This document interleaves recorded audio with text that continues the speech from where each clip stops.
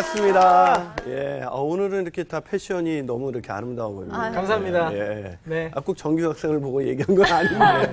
아우, 그렇게 딱 짚어주시니까 너무 좋아요. 아니 그런 속이 시원하네. 칭찬은 예. 저는 그냥 딱딱 받아 먹어요. 아, 그러시구나. 네. 늘 긍정의 힘. 네.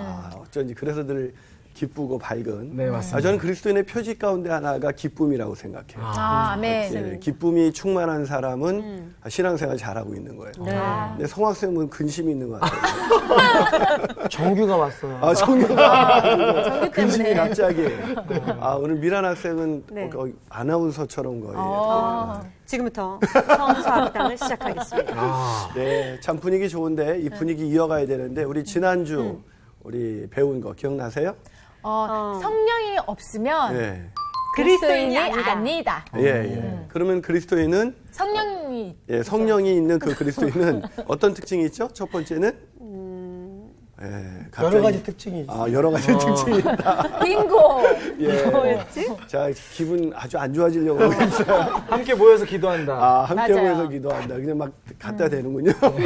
아니 제가 네. 선생님한테 네. 그 사도행전 1장, 2장 정도까지 배우고 아, 떠나서 예, 맞아요. 그때 거를 딱 기억이 나요. 우와, 네. 대단하네요. 참. 세 번째인가? 기억났다. 첫 번째, 공동체 생활에 믿음 생활이 있어야 된다. 그리고 공동체를 사모한다. 그렇죠. 예, 네. 그래서 아니 왜 내가 하려고 했지?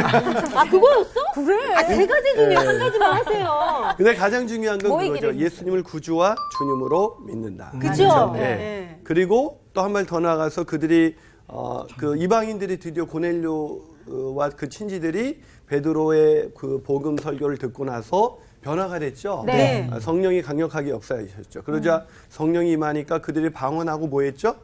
하나님을 높였어요. 그렇죠. 네. 그러니까 자기를 부인하고 하나님을 높이는 인생을 산다라는 거 기억나시죠? 그리고 마지막에 가려고 그러니까 붙잡았죠. 베드로 곁에 머무르기를 예. 원했잖아요. 예. 더 그 공동체 안에서 교제하기를 애쓴다. 예, 어쨌든 성령이 애써요. 계속 그 말만 하고 있는 것 같은데 예, 지금. 그 열정이 참 반복이 좋은 것 중요한 같고 거예요. 네. 오늘 그 열정을 가지고 우리 또 다시 이렇게 공부를 해보도록 하겠습니다. 오늘 공부의 제목은 살아있는 교회는 변화를 두려워하지 않는다라는 주제로 함께 공부를 시작하겠습니다.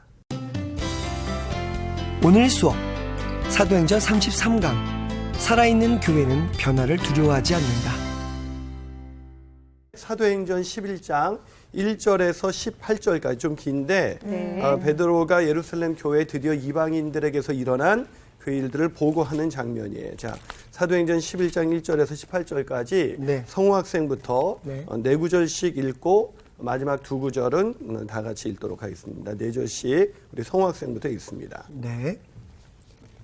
유대에 있는 사도들과 형제들이 이방인들도 하나님의 말씀을 받았다 함을 들었더니 베드로가 예루살렘에 올라갔을 때에 할례자들이 비난하여 이르되 내가 무할례자의 집에 들어가 함께 먹었다 하니 베드로가 그들에게 이 일을 차례로 설명하여 이르되 내가 욥바시에서 기도할 때에 황홀한 중에 환상을 보니 큰 보자기 같은 그릇이 내 귀에 매어 하늘로부터 내려 내 앞에까지 드리워지거늘 이것을 주목하여 보니 땅에 네 발 가진 것과 들짐승과 기는 것과 공중에 나는 것들이 보이더라. 또 들으니 소리 있어 내게 이르되 베드로야 일어나 잡아먹으라 하거늘 내가 이르되 주님 그럴 수 없나이다. 속되거나 깨끗하지 아니한 것은 결코 내 입에 들어간 일이 없나이다 하니 또 하늘로부터 두 번째 소리 있어 내게 이르되 하나님이 깨끗하게 하신 것을 내가 속되다고 하지 말라 하더라. 이런 일이 세 번 있은 후에 모든 것이 다시 하늘로 끌려 올라가더라. 마침 세 사람이 내가 유숙한 집 앞에 서 있으니 가이사랴에서 내게로 보낸 사람이라.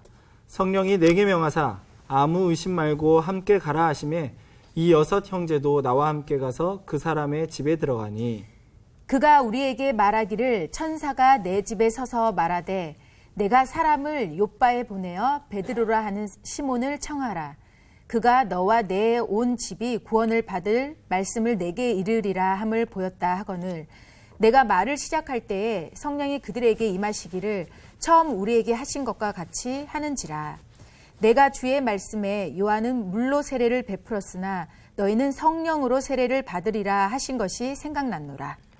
그런즉 하나님이 우리가 주 예수 그리스도를 믿을 때에 주신 것과 같은 선물을 그들에게도 주셨으니 내가 누구이기에 하나님을 능히 맡겠느냐 하더라.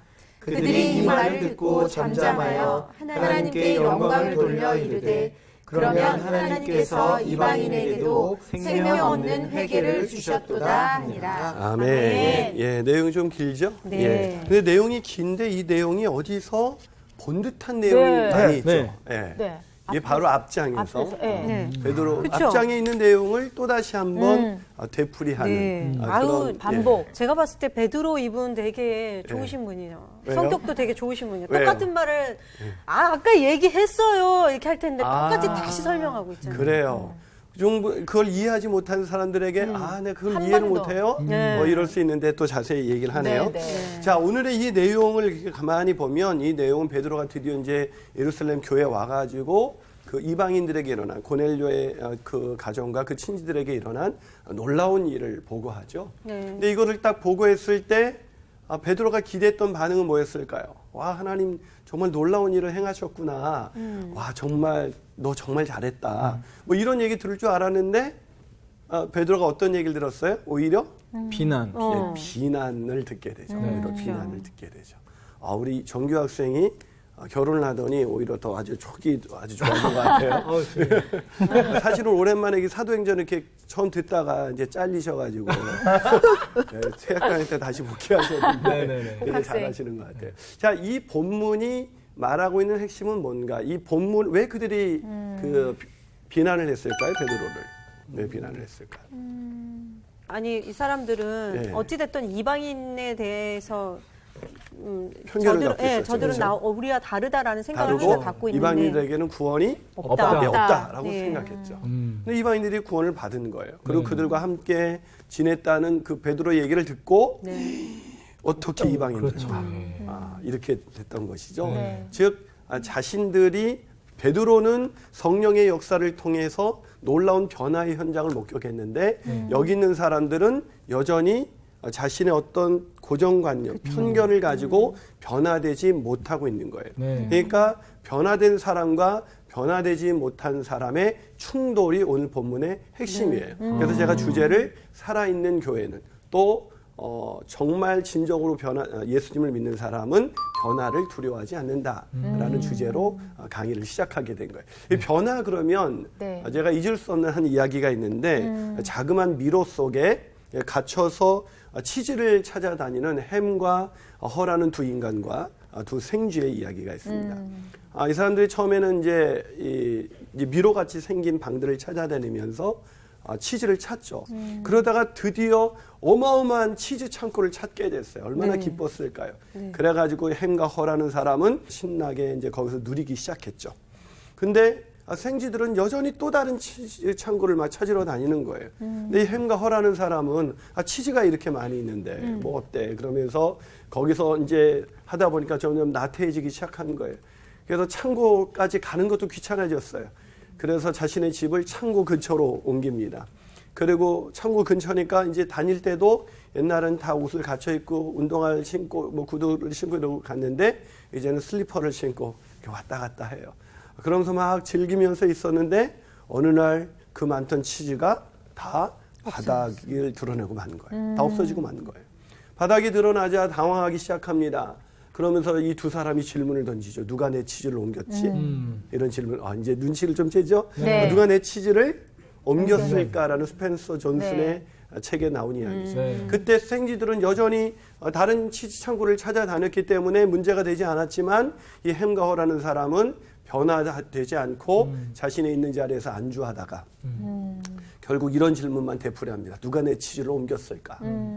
정말 우리가 IMF를 맞고 여러 가지 어려운 경제적으로 어려운 시절에 많은 사람들에게 누가 내 치즈를 옮겼을까라는 이 책은 변화되지 않으면 살아남을 수 없다라는 메시지를 주면서 안주하지 말고 오히려 변화를 선택해라라는 메시지를 줬죠.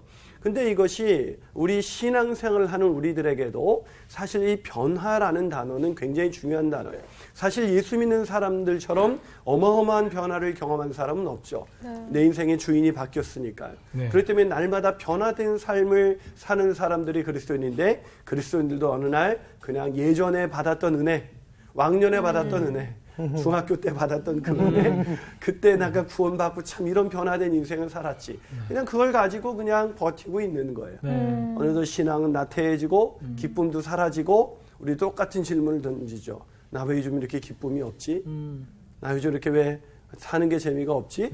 이런 신앙생활을 하는 사람들이 굉장히 많이 있어요. 네. 아마 이번 여름에 여러분 어떤 계획들 좀 하셨어요? 어떤 계획이 있어요, 이번 여름에? 여름에 휴가 가야죠. 아, 예. 아직 계획은 못 잡으셨나 봐요.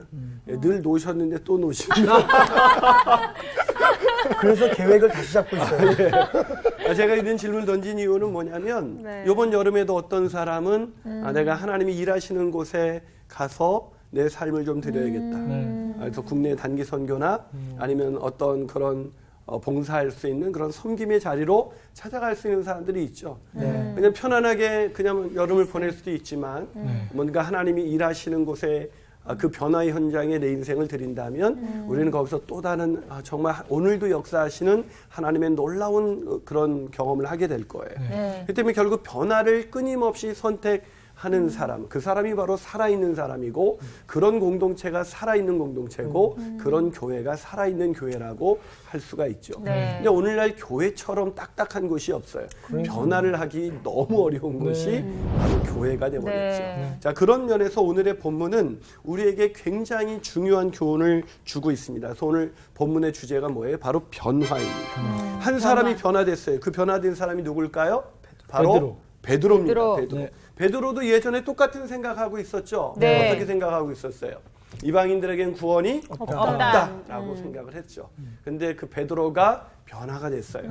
그렇게 변화되고 나서 드디어 고넬료의 집에 가서 거기서 놀라운 현장을 목격하게 되죠. 이방인들이 방언을 하면서 하나님을 높이는 그런 놀라운 장면을 목격하면서 정말 흥분과 감격 속에 돌아옵니다. 근데 돌아왔더니 막상 베드로를 받아들이지 못하는 사람들이 있었는데 그 사람들이 누구예요? 바로 사도들. 예, 유대에 있는 사도들과 형제들이, 즉 유대에 있는 11장 1절에 보면 유대에 있는 사도들과 형제들이 바로 그 말씀을 들었더니 베드로가 예루살렘에 올라갔을 때 2절 보면 할례자들이 어떻게 했어요? 비난을 했다고 그랬어요. 비난할 일이 아닌데 복음이 왕성하게 전파되게 됐다.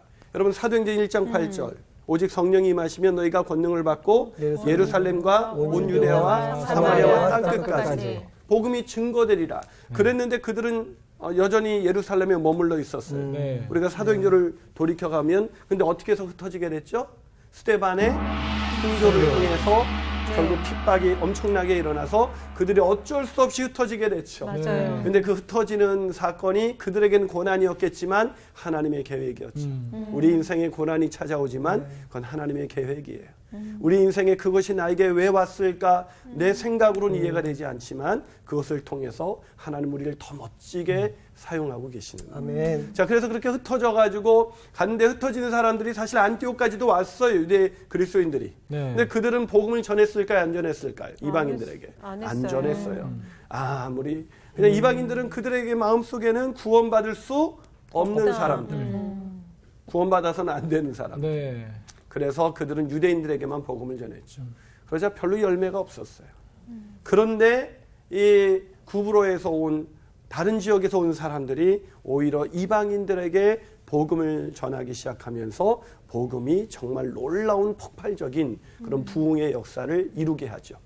근데 그 가운데 유일하게 놀라운 부흥을 경험한 사람이 바로 베드로예요. 오늘 본문에 베드로가 보니까 이런 놀라운 변화를 일으켰는데 오늘 본문에서는 여전히 복음을 받아들이는 사람들이 복음을 확장하는 것에 반대하고 있다는 거예요. 네.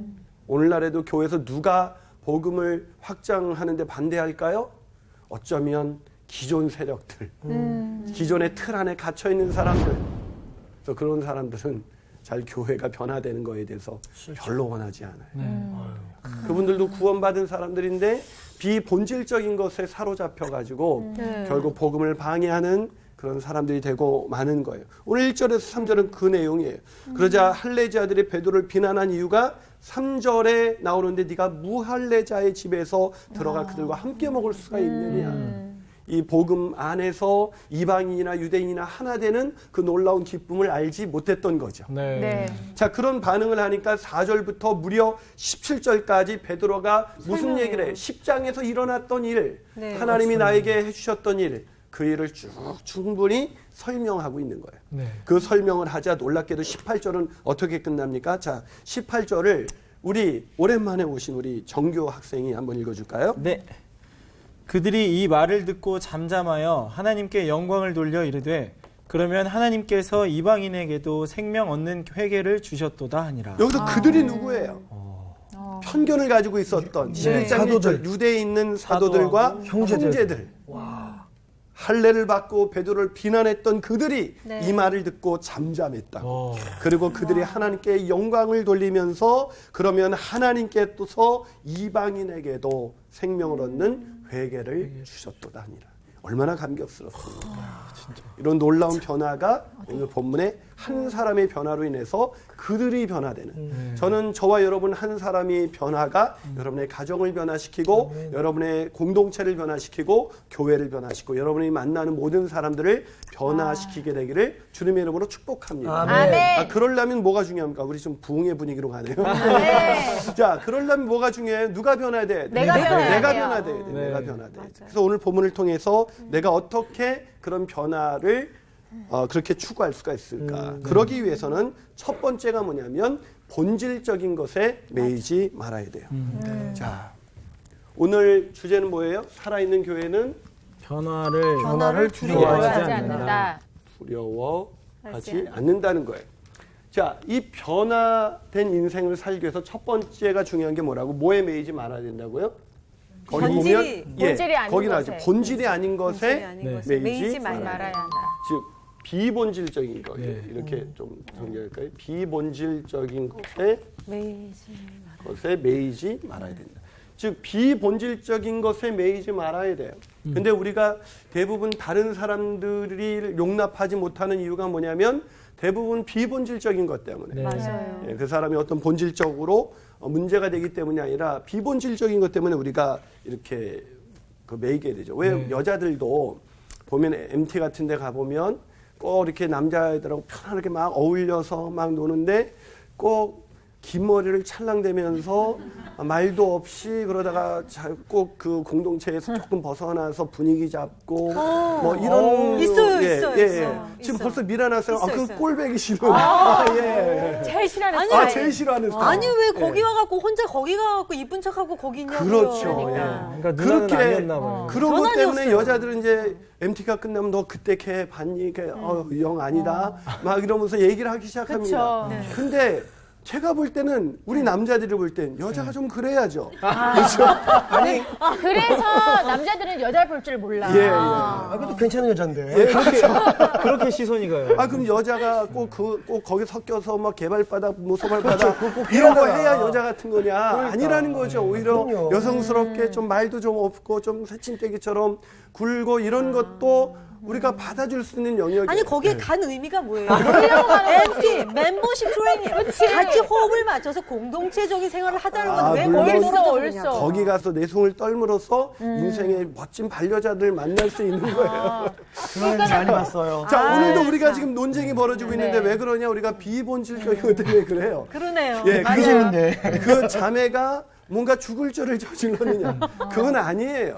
어쩌면 그건 비본질적인 것 때문에 우리가 제가 좀 재밌는 예화를 하나 들어드렸지만 우리는 사실 비본질적인 것 때문에 누군가가 싫어지고 누군가를 거부하고 있다는 거예요. 네. 사실 우리 안에 있는 내가 생각하는 그런 것에서 벗어난 사람을 보면 쟤 왜 저래? 라는 얘기를 하게 되는 것이죠. 오늘 본문에도 마찬가지였어요. 오늘 본문에 누가 베드로를 비난했다고 기록되고 있죠? 사도들과 형제들. 예, 유대에 있는 사도들과 형제들. 네. 자, 그 사람들을 또 다른 말로 표현하고 있습니다. 2절을 한번 요번에는 우리 미란 학생이 아까 열받은 우리 미란 학생이 한번 읽어줘 볼까요? 네. 베드로가 예루살렘에 올라갔을 때 할례자들이 비난하여 자, 누가 비난했다고 할례자들. 기록되는 할례자들.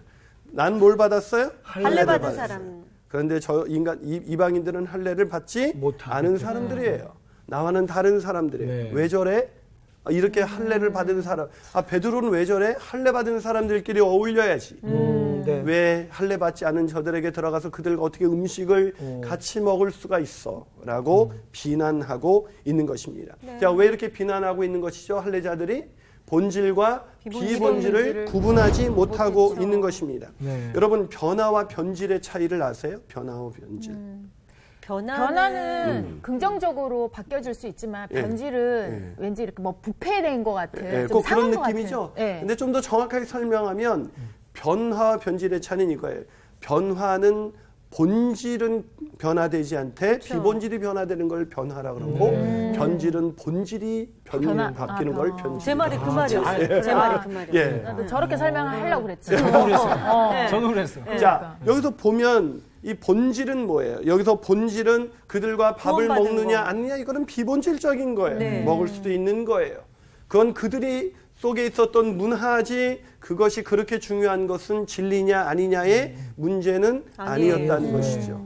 그런데 이들은 그 비본질적인 것에 집착하고 있어요. 우리 가정에서도 왜 싸우죠? 보통 비본질적인 것 때문이에요. 치약을 밑에서 짜는. 예, 그렇죠. 예, 치약을 왜 위에서 짜냐, 밑에서 짜냐. 양말 남자들은 왜 왜 뒤집었냐. 위에서 짤까요? 그렇죠. 짜기가 편해요. 그러니까 짜는 거예요. 예. 참. 내 마음에 있는 걸 그걸 그대로 얘기하시네. 근데 여성들은 뭐에 더 관심 있어요? 편한 것보다는 저대로 아껴서 밑에서부터 짜야 된다라고 얘기해요. 그러나 남자들도 나중에 없으면 밑에서부터 짜요. 그럼요. 예, 그렇죠, 그게 그렇죠. 처음부터 이쪽부터 짜느냐 뒤쪽부터 짜느냐의 차이인데 우리는 그것 때문에 엄청 싸워요. 부부가 인류의 평화를 위해서 싸운 적이 없어요. 우리가 그리스도인답게 살지 못하는 것 때문에 너무 힘들다. 그러네. 뭐 이래본 적은 그러네. 없어요. 그런 적이 굉장히 없네. 비본질적인 것 때문에. 네. 근데 교회도 마찬가지입니다. 교회도 안타깝게도 비본질적인 거로 싸웁니다. 뭐 보통 침례교하고 장로교도 침례가 오르냐 세례가 오르냐 그러죠. 뭐가 오라요? 몰라요. 그냥 세를 받는 자체가 예, 그것은 양식의 차이예요. 본질은 뭐예요? 본질은 예수님을 구주와 주님으로 정말로 믿고 있느냐 아니냐는 것이죠. 근데 이런 부분이 얼마나 문제가 한국교회에 많았었냐면 여러분 그거 아세요? 요즘 여러분의 예배당은 여러분의 교회의 예배당은 의자가 있습니까 없습니까? 있어요. 있어요. 있죠. 네. 그거 당연하죠. 네. 한국교회 초기에 의자가 없었어요. 없다는 걸 아세요? 한국교회 초기에는 방석도 방석. 없었습니다. 그래요? 네, 방석도 없었습니다. 제가 어렸을 때는 방석이 있었는데 저도 어렸을 때 교회 가보면 어린이 주일학교가 다 방석 하나 깔고 있었잖아요. 네. 근데 그전에는 방석도 없었어요. 그냥 맨 마룻바닥에서 예배를 드렸어요. 그런데 어느 날 추운 겨울에 바닥에서 하니까 시리고 그래서 방석을 깔았으면 좋겠다는 얘기가 나온 거예요. 그러자 장로님들이 어떻게 주님께서 우리를 위해서 고난당하셨는데 편안하게 방석을 깔고 예배할 수가 있느냐. 그래서 방석파와 무방석파가 나눠져가지고 진짜예요? 예, 교회사에. 와. 그래서 방석이 깔리기까지 얼마나 오랜 시간이 걸렸는지 몰라요. 그러다가 방석 깔고 예배하다가 어느 날 드디어 의자파가 나왔어요. 쥐가 나거든. 여기 쥐가 나가지고. 예. 이제 쥐가 나잖아요. 그러니까 집중할 수 없으니까 의자하고 하면 안 되냐. 방석 간 지가 얼마 됐다고 그렇게 편하려고 하느냐. 이렇게 얘기한 거죠. 그래서 방석파와 의자파가 또 나눠졌습니다. 그래가지고 의자로 들어오기까지. 여러분, 우리가 주님의 고난을 무시하고 이렇게 편안하게 예배드리면서 죄책감을 느끼시길 바랍니다. 이러면 이게 비본질적인 거예요. 그렇죠? 비본질적인 것 때문에 한국교회가 지금도 그랬어요. 사실은 피아노, 교회에 있는 건 당연하죠? 네. 교회 피아노가 없었습니다. 왜요? 피아노는 세속적인 악기였거든요. 교회는 오르간만 있었습니다. 근데 피아노가 처음 들어올 때 어떻게 세속적인 악기를 들어올 수 있느냐? 여러분 제가 어렸을 때 또 피아노가 정상적으로 있었지만 제가 막 기타 치고 애들이 찬양하면 그렇죠. 예배 시간에 어떻게 기타를 치느냐. 네. 그러다가 나중에 드럼이 드럼, 들어올 때 맞아. 장로님들은 뒤로 넘어지셨죠. 저거는 바에서 치는 게 아니냐. 비본질적인 것 때문에 계속 붙들고 그것 때문에 힘들어 했었던 거죠. 어쩌면 저 비본질적인 것에 매여 있기 때문에 정말 자유하지 못한 사람. 네. 그것이 어떻게 보면 한국교회 역사 속에서도 정말 얼마나 많이 있었는지 모릅니다. 그러게 우리가 살면서도 아까 그러면 그런 장로님들만 어떤 고리타분한 보수적인 장로님들만 그러느냐? 아니에요. 아까도 말했지만 제가 MT 얘기를 드렸지만 우리도 그런 것들이 비본질적인 것에 너무 매여 있다는 것입니다. 그것에서 벗어나야 변화가 보이는 거예요. 네. 한 말 더 나가서 우리가 지속적인 변화를 추구하기 위해서 두 번째 중요한 것은 뭐냐면 뭘까요? 오늘 본문을 읽으면서 진리를 한번 찾아내 보세요. 뭐가 중요할까요? 왜 비본질적인 것에 매여 있는 것일까? 그 두 번째 이유는 고정관념 때문입니다. 고정관념. 이 고정관념을 버려야 합니다. 네. 이 고정관념이라는 이걸 저는 다른 말로 틀이라 그래요. 틀. 자신이 세상을 바라보는 어떤 틀, 자신에게 익숙해진 어떤 틀, 네. 이 틀이 많이 있을수록 다른 사람들이 못마땅한 거예요. 제가 청소년 사역을 오래 할 때 남자아이들이 지금은 남성들이 이제 자기를 가꿀 때 굉장히 많이 이제 하는 것 중에 하나, 그 장신구 중에 하나가 귀걸이죠. 네. 네. 여러분 저희가 어렸을 때 남자들이 귀걸이 한다는 것은 있을 수 없는 일이었어요. 그렇죠. 네. 제가 교회에서 이렇게 분당에서 목회를 하는데 어떤 남자아이가 처음으로 귀걸이를 하고 앞서가는 아이였죠. 그렇죠. 네, 앞서가는 아이였죠. 네. 그런데 저도 사실 그러나 제 고정관념의 틀에서 귀걸이는 여자들만 한다라는 생각을 가지고 있었기 때문에 사실은 그렇게 마음이 편하지는 않았어요. 그래도 내가 비본질적인 것을 집착하면 안 되지. 제가 앞서가는 아이야. 내가 받아들이지 못한다서 틀린 것은 아니니까 하고 이렇게 받아들였어요. 그런데 일이 터졌습니다. 그걸 보던 한 나이가 지긋한 선생님이 그걸 본 거예요.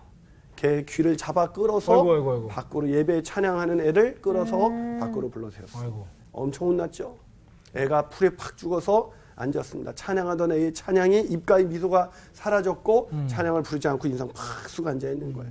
제가 마침 강대상에 올라가기 전이었기 때문에 그 광경을 목격하고 애를 불렀습니다. 그랬더니 애가 또 기분 나쁜 거야. 너까지 또 혼내냐 뭐 이런 투구. 저는 그런 의도가 아니어서 딱 불렀어요. 야, 너 왜 혼나는지 알아? 그랬더니 내가 귀걸이 했다고 그런 거 아니에요? 그래서 그게 아니야 임마. 그게 아니면요 너 이 귀걸이 진짜야? 그랬더니 얘가 당황하고 너 이거 이미테이션이지. 그랬더니 어렸을 때는 예, 이미테이션이었다. 왜냐면 애들이 뭐 돈이 있나 이미테이션 하는 거죠. 정말 다른 접근이네요. 예, 그 이미테이션이니까. 예, 그랬더니 그러니까 그분이 얼마나 속상했냐. 하려면 진짜를 해야지. 가짜를 하고 그리고 이렇게 남자들이 쬐끔한 걸 하냐. 하려면 큰 거 하든가. 아니면 쬐끔한 걸 하려면 대여섯 개 해야지. 이 조그만 거 가지고 하니까 저 선생님이 얼마나 속상했겠냐 했더니 그런 거예요. 그렇게 그런 거지 임마. 그랬더니 이 녀석이 그래서 내가 그때 이제 돈이 딱 현금이 없었어요. 그래서 2만 원밖에 없어서 2만 원을 주면서 진짜 하고 다녀라. 그리고 들어보냈습니다. 그랬더니 얘가 들어가서 할렐루야 주님을 찬양하면서 행복하게 찬양하는 거예요. 여러분 귀걸이 뺄래다가 지옥 보낼 일이 있겠습니까? 귀걸이 뺄래다가 교회에서 떠나게 만들 일이 없잖아요. 비본질적인 것에 우리가 집착하는 이유는 뭐냐면 우리가 고정관념을 갖고 있기 때문에. 네. 자, 오늘 이들이 갖고 있었던 고정관념은 뭡니까? 고정관념은 할례받은 즉 유대인들만이 구원을 받을 수가 있다. 네. 이렇게 생각을 한 것이죠. 그래서 자기들이 할례 참절에 보면 정확하게 비난한 이유가 있어요. 자, 이것을 우리 윤정 학생이 한번 읽어볼래요? 3절. 이르되 내가 무할례자의 집에 들어가 함께 먹었다 하니. 자, 비난하고 있는 핵심은 뭐예요? 할례 받지 않은 무할례자들과 함께 들어가서 음식을 먹은 거예요. 근데 이 할례의 의미가 뭡니까? 할례의 의미. 할례 받은 형식이 중요한 것이 아니라 의미가 중요한 거예요. 네. 이 의미에 대해서 로마서 4장 11절을 보면 이렇게 기록되어 있습니다. 제가 한번 읽어볼게요. 그가 할례의 표를 받은 것은 무할례 시에 믿음으로 된 의를 인친 것이니 이는 무할례자로서 믿는 모든 자의 조상이 되어 그들도 의로 여기심을 얻게 하려 합니다. 무슨 얘기입니까? 할례의 표를 받은 것은 무할례 때 할례를 애초에 받은 사람은 없다. 무할례 때 믿음으로 받은 것이니 믿음으로 받았다는 것은 앞으로 모든 믿는 무할례자로서 믿는 모든 자의 조상이 되어서 그들도 의롭게 여기심을, 즉 이방인들도 그렇게 의롭게 여길 수 있도록 하는 하나의 모델이 된 거다. 네. 즉 할례라는 걸 받았다는 것이 결코 자랑이 될 수 없고 그것이 내 어떤 의가 될 수 있는 것이 아니라는 거죠. 네. 할례 받은 것 자체가 의가 아니라 믿음으로 의롭게 된 사람에게 할례를 주었다는 것입니다. 사실 아브라함이 할례를 받았기 때문에 믿음을 가진 거에는 아브라함이 그 다음에 할례를 받았습니까? 믿음을 가진 다음에 네. 할례를 받았습니다.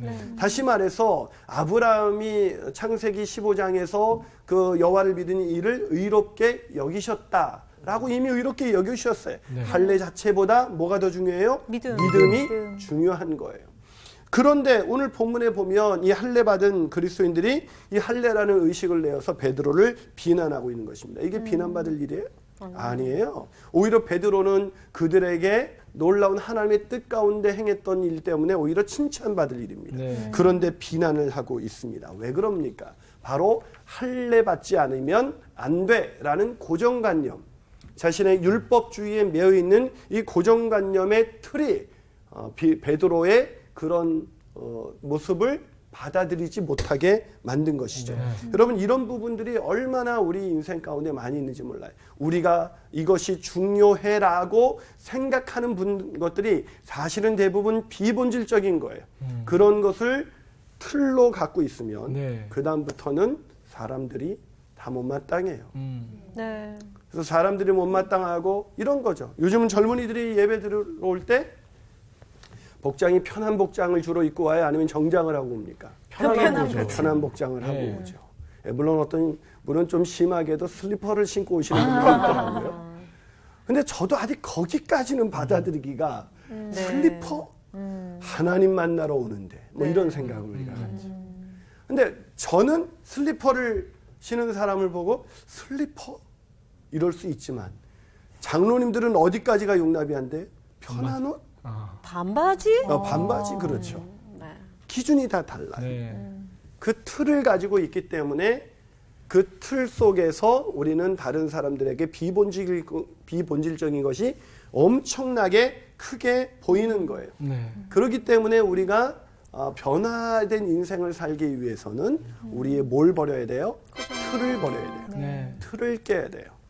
제가 신학교 다닐 때 저를 가르쳤던 윤리학 교수님이 늘 이런 얘기했어요. 목회를 한다는 것은 틀을 깨는 작업이다. 자신의 옳다고 생각하는 틀을 깨면 깰수록 목회가 보인다. 어쩌면 그리스도인들이 다른 사람들에게 우리가 아주 복음 안에서의 그런 자유로움을 보여주기보다는 내가 만들어 놓은 복음을 받아들였음에도 불구하고 이 유대에 있는 사도들과 형제들이 그 틀을 버리지 여전히 유대인들의 그 틀을 버리지 못했던 것처럼 우리들도 예수 안에서 복음이 주는 놀라운 자유가 있지만 내가 가진 여러 가지 틀, 어쩌면 우리들은 어떤 틀을 많이 갖고 있을까요? 유대인들이 유대교라는 틀을 많이 갖고 있다면 우리는 바로 유교라는 틀을 많이 갖고 있어요. 네. 그래서 유교라는 틀을 너무 많이 갖고 있기 때문에 네. 그런 부분들을 아직도 복음 안에서 완전히 버리지 못했던 익숙했던 것. 틀이 왜 버리기가 어려운지 아세요? 틀은 익숙하거든요. 그쵸. 틀은 편안하거든요. 네. 내가 정장을 입는 것이 중요해라고 생각하면 그건 왜 그러냐면 내가 늘 정장을 입어왔기 때문이에요. 네. 네. 예. 그렇기 때문에 정장을 입은 사람을 보면 반가워요. 이 사람은 됐군. 이렇게 얘기합니다. 반바지 입은 사람은 결코 그 사람이 아무리 뜨겁게 주님을 만났어도 저 사람은 아직 멀었어. 이렇게 얘기하는 것이죠. 네. 고정관념의 틀을 깨기가 어려운 게 그것이 우리에게 익숙하다는 거예요. 예배는 형식이 중요한 것이 아니라 신령과 진정으로 드려지는 게 중요하죠. 그걸 모르는 사람은 없어요. 아마 자신의 틀을 갖고 있는 사람들도 그 말씀은 다 알고 있을 거예요. 그럼에도 불구하고 틀이 무서운 것은 그 말씀을 잊어버리도록 그 말씀을 기억나지 않도록 하죠. 할례의 원래 의미는 알고 있었지만 이들은 할례를 행하면서 어느 날 할례가 편해진 거예요. 그것이 당연한 것이 됐어요. 그것을 안 하는 것이 이상한 사람들이고 그래서 이방인들은 자신들의 무리의 믿음의 공동체 안에 들어올 수가 없다라고 생각하는 것이죠. 네. 다 알고 있는 것 같지만 아까도 제가 처음에 얘기했지만 MT 얘기해 줬을 때 우리 두 자매님과 형제님의 반응이 너무 달랐어요. 우리 성우 학생과 정규 학생의 반응과 우리 윤정 학생과 미련 학생은 이미 공감하면서 그래 그런 밥맛 없는 여자 있었지. 제일 싫어하는 스타일이야. 그런 얘기인데 왜 다를까요?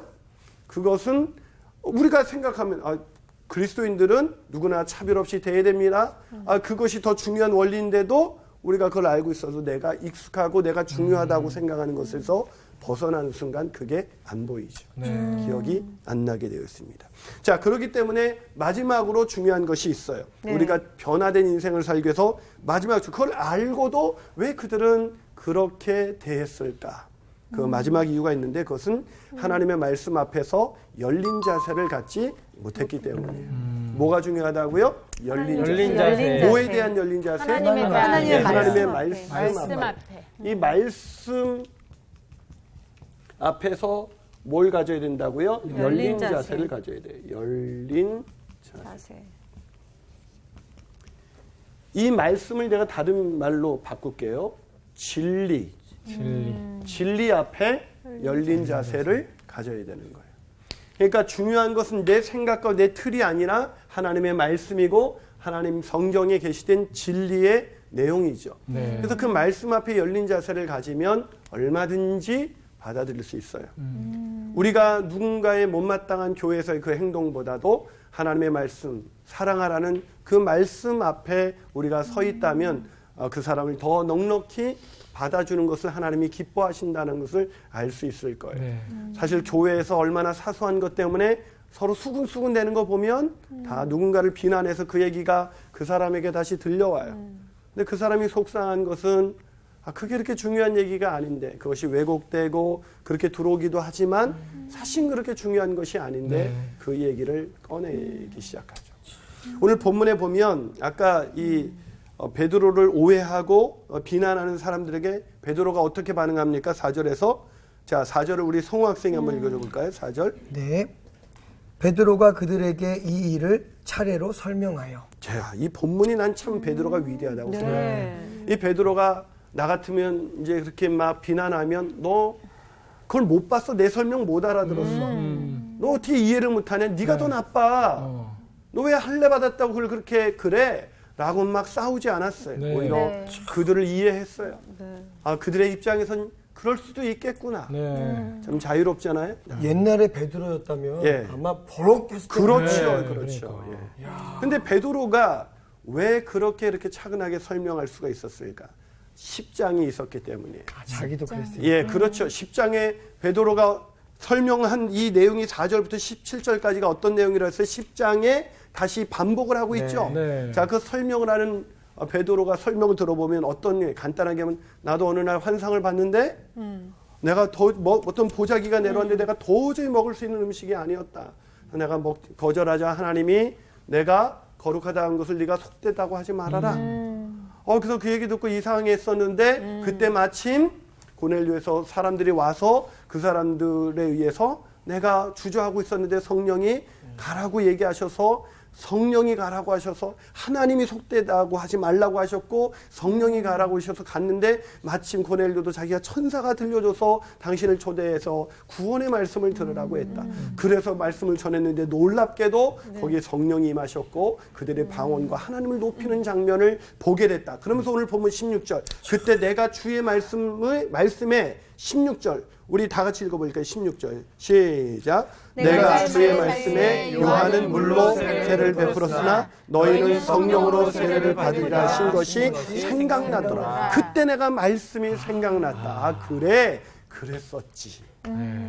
그 말씀 앞에서 내가 이렇게 변화됐다. 네. 하나님이 하신 것이다. 네. 너희들도 그 말씀을 다시 잘 생각해봐라. 그 진리 앞에 서봐라. 그들이 다시 말씀 앞에 설 수 있도록 한 겁니다. 그래서 그 결과 18절에 그들이 이 말을 듣고 잠잠하여 하나님께 영광을 돌려 그들도 편견이 깨지는 놀라운 역사가 일어난 것이죠. 이런 놀라운 변화가 바로 오늘날 우리들이 있는 공동체, 네. 우리의 교회, 우리가 섬기는 일터, 우리의 가정에서 일어날 수 있다면 사실은 가정 간에 부부 간에 부딪히는 거 부모와 자녀가 부딪히는 거 이게 다 사실은 비본질적인 거예요. 우리 딸내는 중3인데 지금도 제가 그 아이하고 너무 행복하게 잘 지내요. 두 가지를 포기했기 때문이죠. 한 가지는 아이의 성적을 포기했어요. 우리 아이의 성적이 정말 겸손해요. 성적이. 또 하나는 그 아이 외모 꾸미는 거를 저는 포기했습니다. 애가 화장을 하든 안 하든 예쁘게 봐줍니다. 그러니까 애가 지금도 저를 보면 아빠 하고 저를 안아줘요. 우리의 가정이, 우리의 공동체가, 우리의 교회가 그런 행복한 공동체. 그리고 우리가 그런 변화된 인생을 산다면 아마 우리 주변에는 우리의 그 수용성 앞에 수많은 사람들이 우리가 가진 복음을 들으려고 할 거예요. 네. 그런 변화된 인생 살게 되시기를 주님의 이름으로 축복합니다. 아멘. 오늘 강의는 여기까지입니다. 감사합니다. 진짜 저는 오랜만에 또 선생님 말씀 들었잖아요. 네. 어땠어요? 막 이 18절 이거 있는데 이거 그래. 설레가지고 이게 막 심장이 두근두근하네요. 지금. 그래서 눈이 더 작게 해졌어요. 그래요? 네. 왜 그러지? 정말 진짜 이거 안 돼. 비본질적인 것에 왜 이렇게 목숨을 걷는지 정말 이거 안 하고 싶은데 정말 우리가 본질적인 것에 정말 매워가지고 우리가 앞으로 나아가야 되는데 네. 맞아요. 이 비본질적인 것에 우리가 자꾸 걸려 넘어져. 알면서도 안 돼. 거기에 다 에너지 쏟고 감정 맞아. 본질에 따라서 합시다. 달려가시고. 열린 자세, 그렇지. 열린 마음, 열린 마음. 변화를 두려워하지 말아야 돼요. 변화를 두려워하면 안 돼. 이번 주 퀴즈입니다. 다윗은 성전 건축을 위하여 누구와 의논하였나요? 1번 사무엘, 2번 나단, 3번 사독. 정답을 아시는 분은 CBS 성서학당 홈페이지에 정답을 올려주시거나 우편으로 보내주시면 됩니다. 보내실 곳은 서울특별시 양천구 목동 서로 159-1 CBS 성서학당 담당자 앞입니다. 연락처를 꼭 남겨주세요. 선정되신 분들에게는 대한성서공회에서 성경, 송태근 선생님의 내가 어디 있느냐, 하나님이 꿈꾸는 교회, 김기석 선생님의 일상순례자, 신의인 선생님의 땅과 하늘의 갈림길에서, 이영재 선생님의 이삭 이야기 가운데 하나를 드립니다.